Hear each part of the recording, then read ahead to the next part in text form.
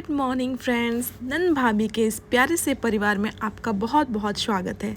जैसा कि आप जानते हैं कि एग्ज़ाम की घड़ियां बहुत नज़दीक हैं, तो हमारा नज़दीक में देखा जाए इलेक्शन की वजह से काफ़ी एग्ज़ाम पेंडिंग में चल रहे हैं, पर जो एग्ज़ाम सबसे पास है वो है सीटेट। तो आज हम सीटेट के बारे में बात करेंगे।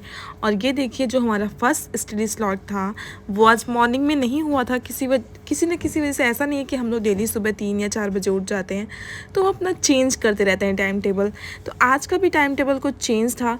और देख रहे हैं आप, जैसे कि लगभग 9 बजे 9 बजने में 10 मिनट बाकी था और हमने अपनी स्टडी स्टार्ट कर दी थी। और स्टडी स्टार्ट करने से पहले हम अपना जो खाना पीना और नाश्ता रहता है और स्कूल भेजने का काम, जो हमारी छोटी सी बच्ची है वो स्कूल चली जाती है 8 बजे तक, तो ये सब काम करके हम अपने फर्स्ट स्लॉट के लिए बैठते हैं और सब पानी वानी लेके देखिए, क्योंकि बीच बीच में जब उठना पड़ता है तो बिल्कुल अच्छा नहीं लगता ना हमें। और आप भी अगर पढ़ाई करते होंगे तो आपको बीच बीच में उठना नहीं पसंद होगा, तो इसलिए हम अपना सब कुछ लेके बैठते हैं। मतलब चाय नाश्ता तो नहीं कर लेते हैं इतनी जल्दी, लेकिन हाँ, सब कुछ लेके बैठते हैं, फिर बीच बीच में उठते रहते हैं नाश्ते के लिए। पर 1 घंटे के बाद या आधे घंटे बाद ऐसा सेट करके बैठते हैं, तो जो हम टारगेट किए रहते हैं वो पूरा भी करना होता है उतने टाइम में। इस तरह से हमारी फर्स्ट स्लॉट कंप्लीट होता है बच्ची की आने से पहले, जो कि स्कूल से आती है 12 बजे, लगभग 11:30 तक आ जाती है। तो इस तरह से हमारा डेली का फर्स्ट स्लॉट कंप्लीट होता है। और सेकंड स्लॉट, जो कि आपको कभी कभी दिखता होगा, कभी कभी नहीं दिखता होगा। ऐसा नहीं है कि हमेशा हम कैमरा लेके रिकॉर्ड ही करते रहें, क्योंकि हर टाइम तो ये पॉसिबल नहीं होता। तो आइए आते हैं हम अपने टॉपिक पे, सीटेट कैसे क्वालिफाई करें 15 से 20 दिन में, क्योंकि समय बहुत कम है। और हो सकता है आपकी प्रिपरेशन किसी कारणवश, ज़रूरी नहीं है कि आप 2-3 महीने से प्रिपेयर कर रहे होंगे, तो अब बहुत मुश्किल लग रहा होगा आपको कि टाइम कम है, मैं कैसे करूं, अब मुझसे नहीं होगा। तो माय डियर फ्रेंड्स, बिल्कुल घबराइए मत। जो पानी से नहाएगा वो लिबास बदलेगा, और जो पसीने से नहाएगा वो इतिहास बदलेगा। जी हाँ, अगर अभी भी 10-15 दिन है, मैं बात करूं तो जो मैं और दीदी ने एग्ज़ाम दिया था लास्ट ईयर सीटेट का, तो वो हमने ऐसी ही प्रिपरेशन में किया था। तो मेरी तो इंगेजमेंट हुई थी, उस टाइम इंगेजमेंट थी, और मेरे पास सिर्फ मुश्किल से 15-20 दिन ही थे। और उसके पहले शॉपिंग करना, बहुत सारी चीज़ें होती हैं शादी और इंगेजमेंट के पहले। और दीदी के टाइम पे भी यही था, पूरी फैमिली जो है, सब गांव से अम्मा बाबा लोग आ गए थे, तो उन्होंने भी इस पीरियड में जो है अपनी प्रिपरेशन की है। तो ऐसा नहीं है, आप भी कर सकते हैं, बस कुछ चीज़ों का ध्यान रखना है। वो जैसे हुआ कि आपको सब्जेक्ट का नॉलेज होना चाहिए कि क्या कौन कौन से सब्जेक्ट इसमें आ रहे हैं, और सिलेबस। एक बार तो आपको सिलेबस की गो थ्रू होना ही पड़ेगा, क्योंकि मैं ये नहीं कहूँगी सिलेबस पढ़िए फिर मल्टीपल टाइम्स हर अलग अलग जो पब्लिकेशन की बुक आती हैं आप उनको जाइए और सेट सॉल्व करिए। नहीं, ये नहीं है। अगर आपने अभी अभी तुरंत बीएड या बीटीसी किया है, तो जो आपने क्लासेस की होंगी उन क्लासेस को आप रिकॉल करिए, या फिर आपने जो नोट्स बनाए होंगे तो दिन में 1 से 2 घंटे उन नोट्स को दीजिए, क्योंकि उसमें से भी आपको काफ़ी क्वेश्चंस मिलेंगे। और दूसरी बात ये है कि आप प्रीवियस ईयर क्वेश्चंस जो 2020 से लेकर 24 तक एग्ज़ाम हुए हैं उनको करिए। एक बार नहीं, मल्टीपल टाइम्स करिए। अगर आप पेपर 1 की प्रिपरेशन कर रहे हैं, जैसे सीटेट में पेपर 1 और पेपर 2 दोनों होता है, एक ही दिन होता है ये एग्ज़ाम, तो पेपर 1 जनरली प्राइमरी वालों के लिए होता है और पेपर 2 जूनियर के लिए। तो आप उस पे जाइए, उस जो मतलब सीटेट की वेबसाइट है setet.nic.in, तो उस पर जब आप पेपर पे जाएंगे, आपको कहीं भी भटकने की ज़रूरत नहीं है। वहाँ जाइए, उस पेपर को डाउनलोड करिए और 3 घंटे का स्लॉट लेके बैठिए। अगर आप मैरिड हैं तो सारा काम ख़त्म कर लीजिए, और फैमिली में आपके जो भी हैं आप उनसे कहिए कि आज मेरा एग्ज़ाम है। तो वो चौंकेंगे ज़रूर, पर हाँ, आप ऐसा बैठिए 3 घंटे के लिए कि रियली आप एग्ज़ाम हॉल में हैं और आप उस टेस्ट को सॉल्व करिए, जितना हो पाए उतना करिए।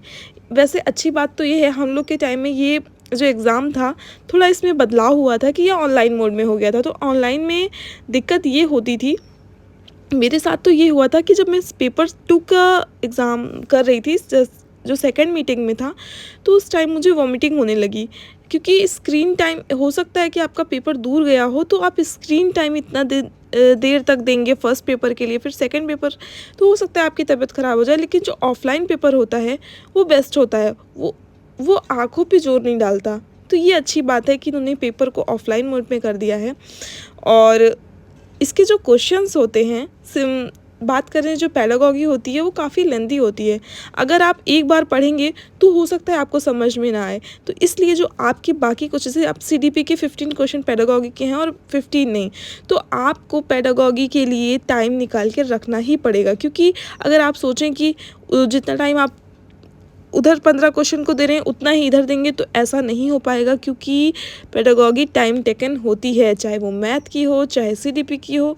तो इसलिए अपने समय को ऐसा हिसाब से लेके चलना है आपको कि जल्दी से जल्दी पेपर कंप्लीट करना है और पेडागॉजी को अधिक से अधिक समय देना है। अगर एक बार भी नहीं समझ में आता तो 2 बार पढ़िए। नहीं आ रहा है क्वेश्चन तो स्किप कर दीजिए, क्योंकि आपका टारगेट 120 प्लस है। और अगर आपको पास ही होना है, हो सकता है आप नहीं पास हो पा रहे होंगे, तो 90 प्लस वो बहुत है। लेकिन हाँ, इन सारी चीज़ों को अगर आप करते हैं तो अभी भी देर नहीं है। आप 15 से 20 दिन में 120 प्लस ला सकते हैं। पर हाँ, अभी से लगना पड़ेगा। ये नहीं कि ये मई में 2 दिन 3 दिन और बचा है तो इसको ऐसे ही वेस्ट कर दें और फिर जून से लग जाएं। आपका हर एक मिनट कीमती है, तो अभी से आपको लगना पड़ेगा। जो 5 सब्जेक्ट हैं और फर्स्ट पेपर में तो सबका सेम रहता है, जो सेकंड पेपर होता है वो डिफरेंट होता है। जैसे कि जो आर्ट वाले बच्चे होते हैं उनके लिए एसएसटी, और जो साइंस वाले बच्चों के लिए उनके साइंस और मैथ होता है। तो इस तरह से पेपर डिवाइड होता है। और लैंग्वेज, आपको पता है इस पेपर में इतना लेंदी इसलिए लगता है हमें, क्योंकि जो पैसेज होता है वो 4 पैसेज आते हैं। जैसे आप इंग्लिश की बात करें तो जो कविता होती है, पोइट्री होती है, पोइट्री के लिए एक आता है और एक स्टोरी के लिए आता है। तो मतलब 2 पैसेज बड़ी बात है। और हिंदी में भी सेम यही होता है। तो कर लेंगे आप, पर हाँ, प्रैक्टिस। जब आप 15 से 20 प्रीवियस ईयर क्वेश्चन सॉल्व करेंगे तो आप देखेंगे कि जो आप first paper previous year solve कर रहे थे और जो आपको लास्ट वाला सॉल्व करने की तकनीकी है, जिस तरह से आप सॉल्व कर रहे हैं, आप जल्दी और ऐसा लगेगा कि हाँ अब मुझसे हो जाएगा। तो इस तरह से अपनी प्रिपरेशन करिए। और हाँ, अगर आपके पास टाइम है, पहले से आप प्रिपरेशन कर रहे हैं, हो सकता है आपने PYQ वगैरह कर लिया हो, क्योंकि सभी, अगर आप किसी टीचर से कनेक्टेड होंगे तो ज़रूर उन्होंने ये सलाह ज़रूर दी होगी कि आप PYQ करिए। इससे ये काफ़ी बेनिफिशियल है, क्योंकि सीटेट में मल्टीपल टाइम्स रिपीट क्वेश्चन आ जाते हैं। तो करिए, कोई दिक्कत की बात नहीं है। लेकिन आपको NCERT भी करनी होगी। जो EVS वाला पोर्शन है, कभी कभी तो NCERT से डायरेक्टली पूछ लिया जाता है। तो NCERT भी करिए। NCERT के लिए आप बुक खरीदने की ज़रूरत नहीं है, क्योंकि हमें फालतू के पैसे नहीं खर्च करने चाहिए, जो मेरा मानना है। आपके पास एंड्रॉयड फ़ोन तो सबके पास होगा, तो उसको लीजिए और अपना बुक्स डाउनलोड करिए वहाँ पे और पढ़ के उसको डिलीट कर दीजिए। और ये देखिए, रात का खाना तो एक्चुअली हम लोग वीडियो रिकॉर्ड करने की आदत नहीं है, तो भूल जाते हैं। जब बन जाता है ये चीज़ तो वो रिकॉर्ड करते हैं। और आज दीदी ने पनीर लबाबदार बनाया था, और ये सच में लबाबदार पनीर लाजवाब था। काफ़ी फर्स्ट टाइम बना था घर में और दीदी ने बनाया था, और सभी को बहुत ही ज़्यादा पसंद आया। और ये देखिए, हम लोग बगल में नान बना रहे थे। तो नान तो जनरली हम लोग तवे पे बनाते हैं, लेकिन ये एक नई ट्रिक सोचा था कि चलो टाइम बहुत लगता है तो ये कुकर पे करने का सोचा था। पर अगर आप ऐसा सोच रहे हैं कि आप कुकर पे नान बना पाएंगे तो बहुत मुश्किल है, क्योंकि वो गिरने लगता है साइड से। इसलिए जैसा आप अगर बनाते हैं तो तवे पे बनाएं। लेकिन और अगर आपके पास कोई ट्रिक हो तो सही है, करिए, आप उसी से करिए। और हमें भी बताइए कि आप किस तरह से नान बना सकते हैं, क्योंकि ये बहुत ही ज़्यादा टाइम टेकन होता है। रोटी तो हम झट बना के सेक लेते हैं। तो आफ्टर डिनर मैं ऊपर आई, उसके बाद जो है काफ़ी लेट हो गया था डिनर में, क्योंकि आप लोग के यहाँ भी ये होता होगा कि जब कुछ स्पेशल बनता है तो टाइम लग जाता है। तो आज टाइम लग गया था, तो कम पढ़ाई हो पाई। देख रहे हैं आप, 4.5 घंटा लगभग। और इस तरह से हमारा दिन बीता। और सीटेट के लिए ऑल द बेस्ट, जितने भी एस्पिरेंट प्रिपरेशन कर रहे हैं। सीटेट के लिए एग्ज़ाम नज़दीक है, तो आप PYQ पे बहुत ज़्यादा ध्यान दीजिए। NCERT का टाइम हो तो पढ़ लीजिए, क्योंकि लाइन बाय लाइन क्वेश्चन आ जाता है।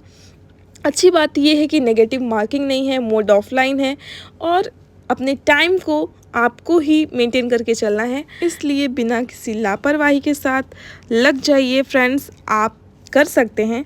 आप भी 120, जो आप देखते हैं ना वीडियो में कि 120 इसकी कैसे आ गए 10 से 15, तो आप भी कभी आपका भी नाम वहाँ हो सकता है। और आप भी कोई इंटरव्यू देने जाएं और 10 से 15 दिन की प्रिपरेशन में 135 120 ऐसा स्कोर कर लें। वीडियो अच्छा लगे तो लाइक करें। Thanks for watching, bye bye.